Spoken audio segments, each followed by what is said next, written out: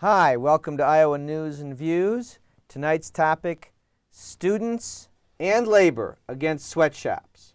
My name's Gary Sanders, and our guests tonight are James Tracy, co-founder of Students Against Sweatshops here on the U of I campus, and Patrick Hughes, president of the Iowa City Federation of Labor. Welcome to tonight's show. Thanks. Thank you. Now, this show is going out all over the state of Iowa, and we're going to have a lot of people watching who maybe aren't as familiar with what's been going on in Iowa City and around the country as we are here. So, James, why don't you start off with giving us a little background on what's going on and what's been going on? Well, as you know, Gary, the upsurge in student activism is probably the greatest since the anti-apartheid, the divestiture movement against South Africa in the mid-1980s. I was involved with Students Against Sweatshops at University of Arizona up until 1998 when I came here, and I'm presently a graduate student here at Iowa, and I was a graduate student there at Arizona too. And we got the Students Against Sweatshops chapter here begun, I believe, in January or February of 1998. And we got the ball rolling over the summer of this past year, 1999. And we got the ball rolling over the summer.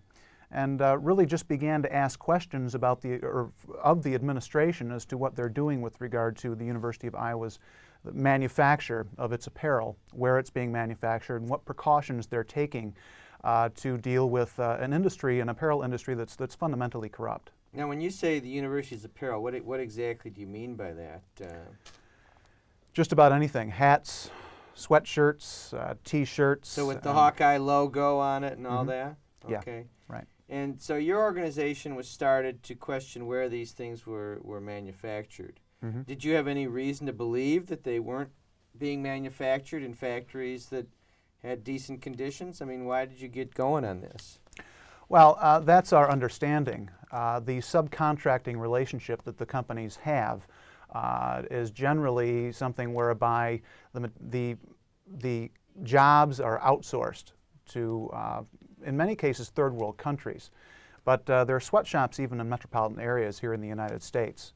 And trade agreements such as NAFTA and GATT make this increasingly possible for these companies to transcend national borders and to go to countries that have the lowest wages, labor laws that lack real potency because of the fact that they can't be really administered. Mm-hmm. Because many of these countries, for instance, China, Haiti, Mexico, do not have the administrative apparatus in place to enforce them.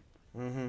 Well, you know, do you think most people out there really care where this apparel is being made? I mean, people just want to have something that says "Go Hawks" or something on it, right? I mean, who really cares? Mm-hmm. I mean, what do you think? I mean, well, once again, with regard to these trade agreements, with the policies of the World Bank and the IMF, it ultimately pits the worker in Philadelphia or Pittsburgh or wherever against the worker in the Philippines. Mm-hmm. And it's a race to the bottom. Mm-hmm. Patrick Hughes, president of the Iowa City Federation of Labor. You know, you get out around the state quite a bit. I mean, do you think people are interested in this issue, the average working person? I think this issue hasn't been publicized nearly enough outside the confines of Iowa City. That I've talked to folks in Des Moines that say that they have hardly heard anything about this, which is why it's so important that you're doing what you're doing here tonight on this issue. I think there is an interest amongst a lot of people to want to know more on this issue, and the students here are doing a good job in articulating that, but it's difficult to get that message out beyond if the media isn't interested in listening to it. Mm-hmm. Well, James, you know, what are some of the goals of your group? Well, the three goals that we have are that the University of Iowa join the Workers' Rights Consortium, something that was begun by United Students Against Sweatshops and a number of other nonprofit organizations to monitor the apparel industry, the globalized apparel industry. And another thing is to create a committee to forge a code of conduct specifically for the University of Iowa with regard to the manufacture of its apparel. And most importantly, and this is something that the administration has not accommodated us on, is for the university to pull out of the Fair Labor Association, which is a corporate-sponsored group set up to monitor itself, basically. Well, are there any other universities around the country that have adopted these three policies that you're striving for, or are you trying to break new ground here? Well, there's Brown University. Now, this is a perfect example with regard to the FLA. They've adopted... And the FLA, again, is... The Fair Labor Association. And you say that's the corporate-sponsored organization. Yeah, maybe we should go back a bit. The Fair Labor Association grew out of the Apparel Industry Partnership, which was begun by President Clinton, by the Clinton administration and Labor Secretary Robert Reich in 1996 to sort of assuage the any type of concern that the public had and that protesters had on campuses with regard to the apparel industry and where materials were being manufactured, where apparel was being manufactured. Charles Kernigan and the National Labor Committee really began to shine a light on the apparel industry when they disclosed that the Walmart Kathy Lee Gifford brand of clothes were being manufactured in sweatshops, basically. And the Apparel Industry Partnership was something that was created by the Clinton administration, and they wanted for labor organizations, unions, human rights organizations, and the apparel industry to somehow cooperate in order to monitor the apparel industry itself. And that's something that the Fair Labor Association itself came out of.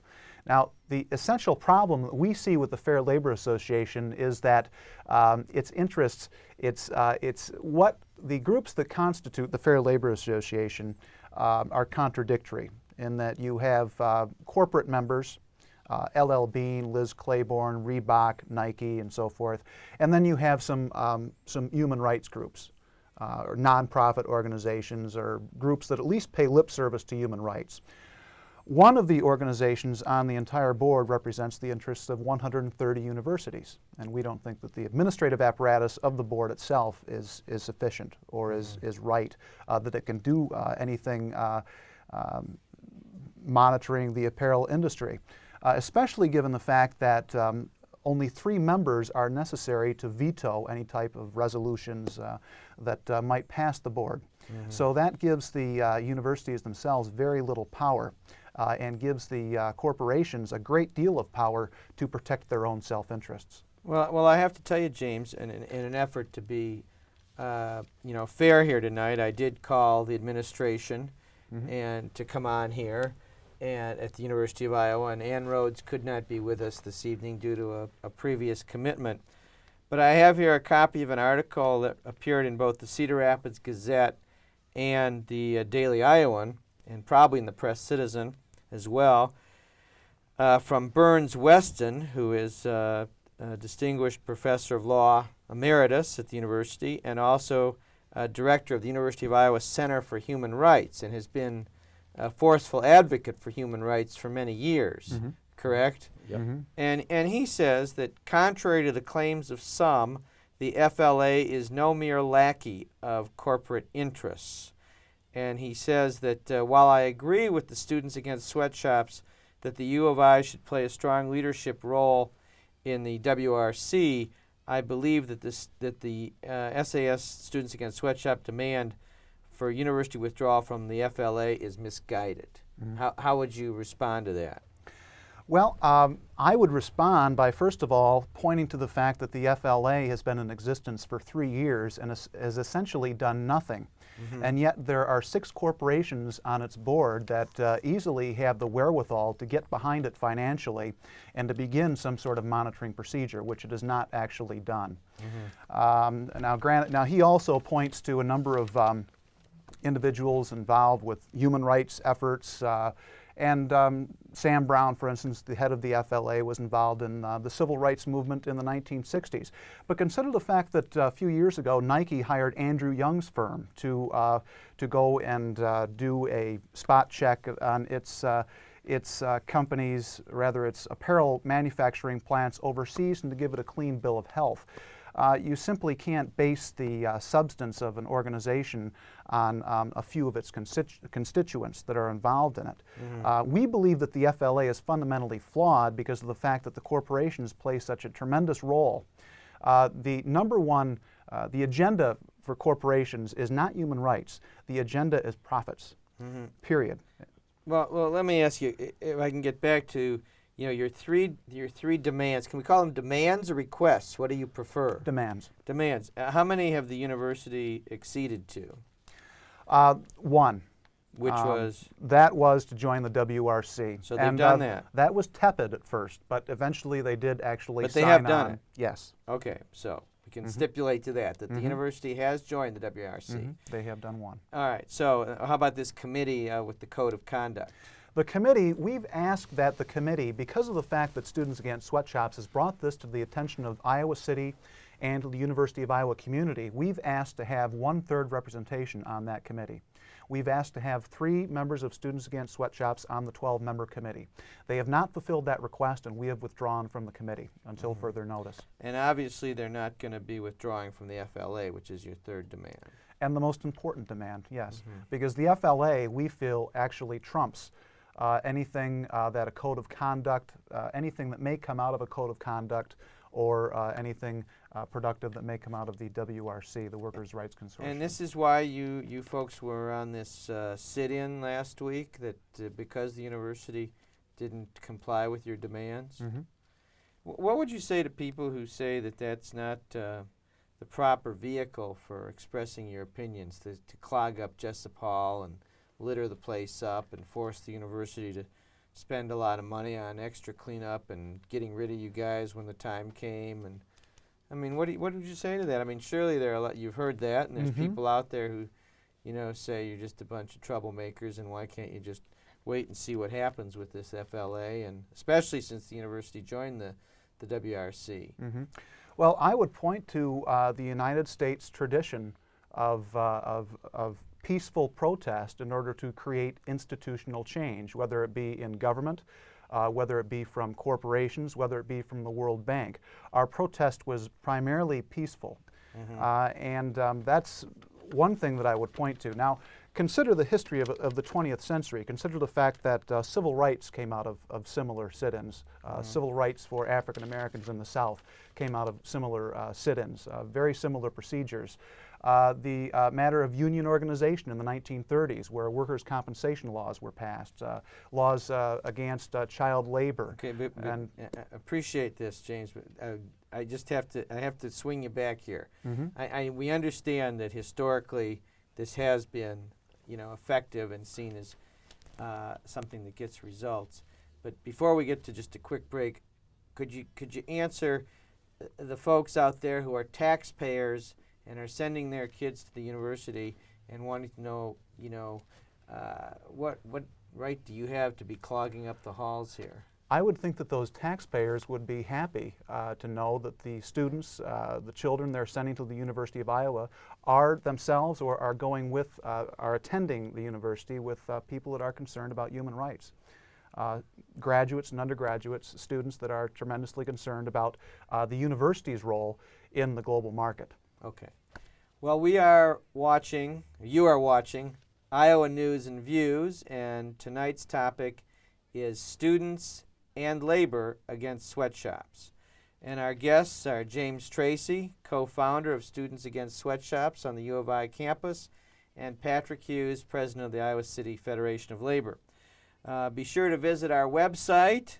That's going to be, that address and email address will be flashed on your screen, and we would love to hear from you. Let's get to Patrick for a minute, if we could.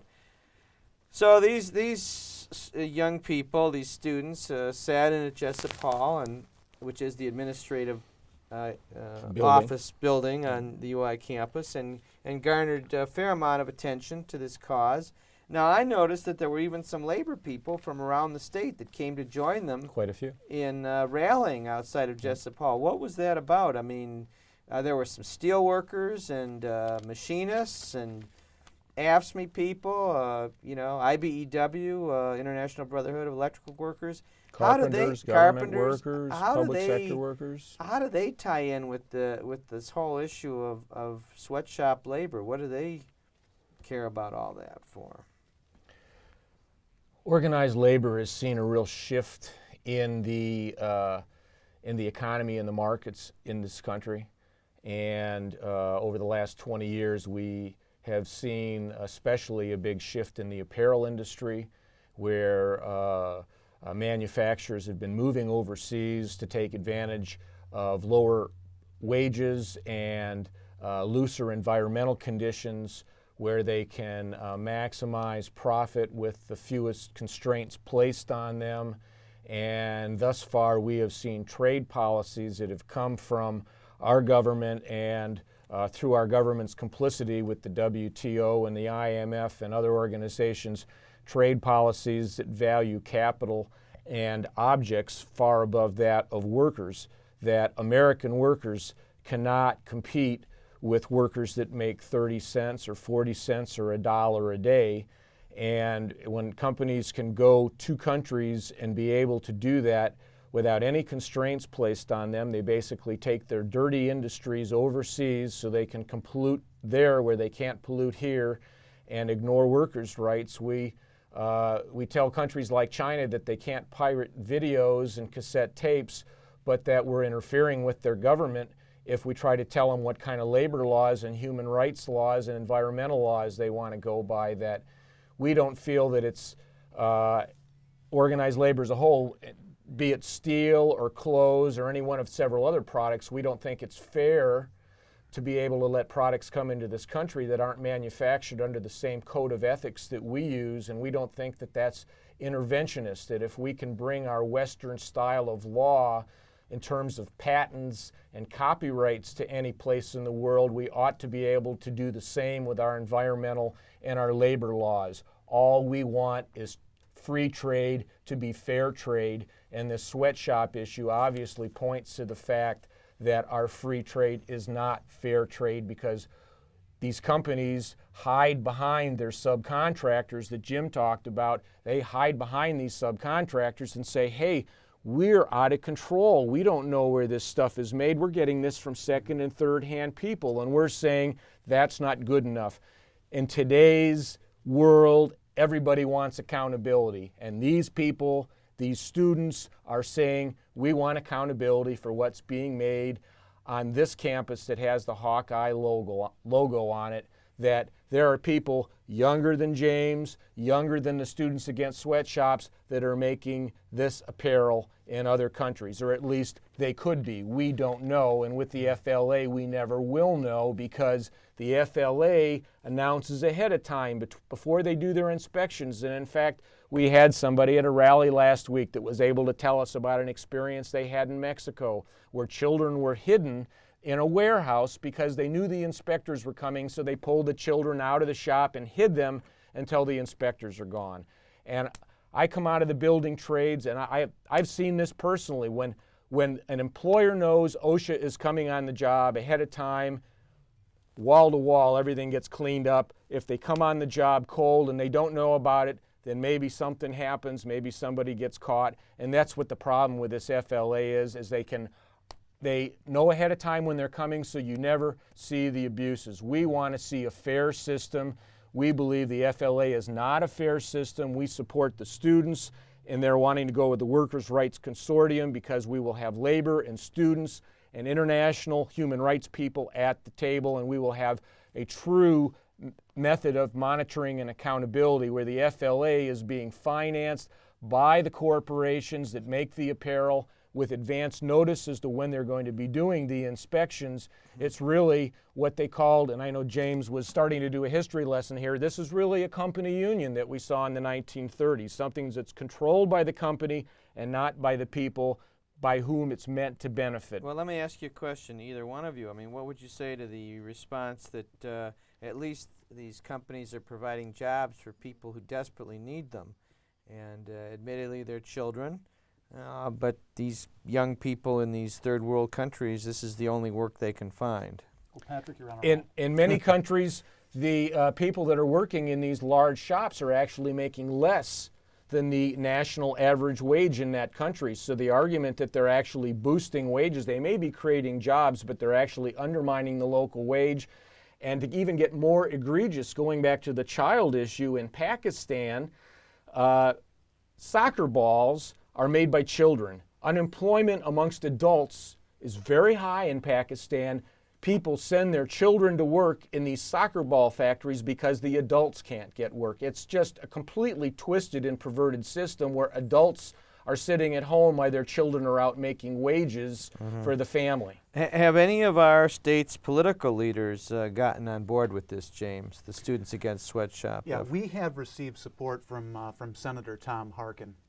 And we are introducing a resolution into the Iowa legislature on Thursday. And that will be the 20th, correct? Yes. So this will be aired after this takes place. Right, exactly. So this coming Thursday. Okay, so Senator Harkin has endorsed your organization. And again, I go back to something I brought up earlier. How many universities have done exactly what you wanted with your 3 demands? You mentioned Brown. Is that the only one? Yeah, no, there have been about 8 or 10. But the FLA is something that a great many of the university administrators do seem to favor. And now there's a certain agenda that is behind this. We argue that there is a certain agenda that is far more deep-seated than just some sort of appeal that the FLA has. And it has a certain amount to do with the athletic contracts that the coaches and that Nike Corporation or Reebok and the university have, this sort of relationship. We requested this from the University of Iowa's athletic department and through the Freedom of Information Act. And basically it looks like something that one might have received from Hoover's FBI. You have certain portions of the document that are completely blacked out because of what they claim to be proprietary information. And there are statements in here quite explicitly that state that the university shall not in any way endorse an organization such as the Workers' Rights Consortium, which may reflect poorly on the Nike Corporation. Now, Nike did pull out of Brown University just a couple of weeks ago for this very reason. They pulled their support away from Brown because Brown supported the WRC and said that it would no longer support the FLA. We believe that is what the real agenda is and why the administrators do not want to pull out of the FLA. Not so much what Burns Weston brought up in his editorial. And by the way, Burns also could not be with us tonight. Well, we hope to do another show to have the other side come on. That'd be great. Yeah, the university administration or possibly some other folks that would like to come on and say why they're not giving in to these other demands of yours. And, now, Gary, I know you got a lot more to say, James, and we're hoping to. Can we save that for the next show? Sure. Or do you have one more thing to say? One more because we want thing to to close on a song with Patrick. Okay. Well, we waited for 6 days outside of Mary Sue Coleman's office to have a word with her, and we're still really waiting. Do you think you treated her respectfully? I think so. Absolutely. Okay. Our protest was quite peaceful. Okay. All right. Well, I think we're going to wrap it up tonight with a song from Patrick Hughes, the president of the Iowa City Federation of Labor, about this issue. Yeah, and I'll just play, and if you need to fade out on this or you need to say a few things at the end, or just do that while I'm singing and I'll shut up or whatever. Right. Tell us a little about what this song is. This song is adapted from a song that Charlie King wrote called I'm Changing My Name to Chrysler, that was readapted by someone else named Tom Paxton, that wrote a song called U.S. Steels, about the steel corporations, and I've just taken this and rewritten the words again in the tradition of labor songs and called it UI Steels, and it's kind of about this whole issue.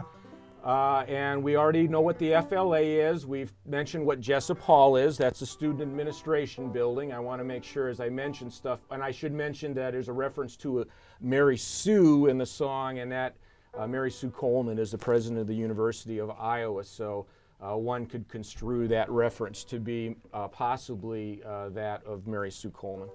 So with that, I will go into this song. And this was played at a rally last week, right after the sit-in people were evicted.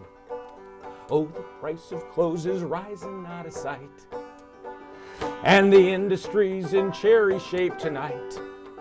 Though U.S. mills are cold and quiet, still our profits are the highest, and at U of I we think we've seen the light. Well, making money from our clothes is our forte, so our title has become a bit passé. You can argue about icons that the U of I fans thrive on, but our moniker's been changed as of today. We are changing our name to money, and we won't pull out of the FLA. We will have some UI lackey blame it on them student wackies, that's him, and skim the cream and throw the milk away. We are changing our name to money. FLA corporations, they have the power. And with FLA no sweatshop closes, we come out smelling like roses. Yes, sir, we'll get ours. Don't come to me and scream about sweatshop jobs. Well, you know, don't negotiate with mobs. And if you send a delegation, we'll deny each allegation and remind you not to bite the hand that robs. With our sweatshops, the profits will be great. Workers' salaries rapidly depreciate. We'll tell them why they don't shut up, but don't sit down in Jessup. Workers' rights are just going to have to wait. And I'm Mary Sue, the chairman of the board, and I fear that we can no longer afford to leave our FLA master when our profits go up faster, when the world above the Sun Belt is ignored. Once I thought good work and jobs could all be saved with the hard work and concessions that you gave. But when Nike's $1 million rolled in, we got on the FLA wagon. Workers' rights go down the tubes, we'll smile and wave, because we're changing our name to money, and we won't pull out of the FLA. We will have some UI lackey blame it on those student wackies as we skim the cream and throw the milk away. We are changing our name to money. FLA corporations have the power. With FLA no sweatshop closes, we come out smelling like roses. Yes, sir, we'll get ours. Yes, sir, we'll get ours. Yes, sir, we'll get ours. Well, thank you. Thank you. Thank you, Patrick. This has been Iowa News and Views, and tonight the topic has been students and labor against sweatshops. Our guests have been James Tracy, co-founder of Students Against Sweatshops on the U of I campus, Patrick Hughes, president of the Iowa City Federation of Labor and banjo player extraordinaire. And I believe you wrote that, didn't you? I did write this. And we again welcome your emails and correspondence, and we would love to do another show with member of the administration, and I'm sure each of you would like to come on and possibly have a discussion with them. Okay, well, thank you very much for joining us, and we'll see you next time on Iowa News and Views. Thanks for watching.